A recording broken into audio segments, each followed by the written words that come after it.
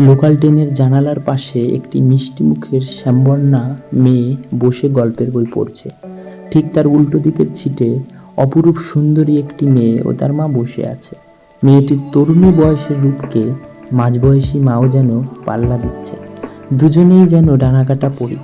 কিন্তু সমস্যা হলো, যখন জানলা দিয়ে সুন্দরী মেয়েটির মুখে রোদ এসে পড়তে লাগলো, তার মা মুচকি হাসি দিয়ে বলল, সরে আয় এদিকে, ওই রোদ মুখে লাগলে তুইও ওর মতো হয়ে যাবি। অবশ্য তার এই ব্যঙ্গাত্মক উক্তি উল্টো দিকের জানালার পাশে বসে থাকা শ্যামবর্ণা মেয়েটিকে উদ্দেশ্য করে।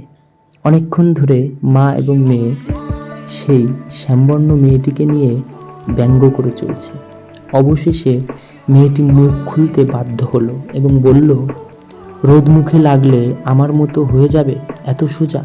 আমি সরকারি কলেজের ইতিহাসের অধ্যাপিকা এবং মেয়েদের স্বনির্ভর করার একটি এজেন্সির সক্রিয় কর্মী। ছুটির দিনে রাস্তায় ঘুরে ঘুরে রাস্তার কুকুরদের খাবার খেতে দিই। অসুস্থ কুকুর দেখলে চিকিৎসার ব্যবস্থাও করি।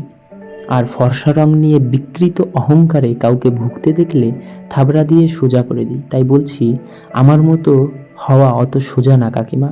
নিশ্চুপ মা মেয়ের সামনে দিয়ে কালো মেয়েটি চলে গেল।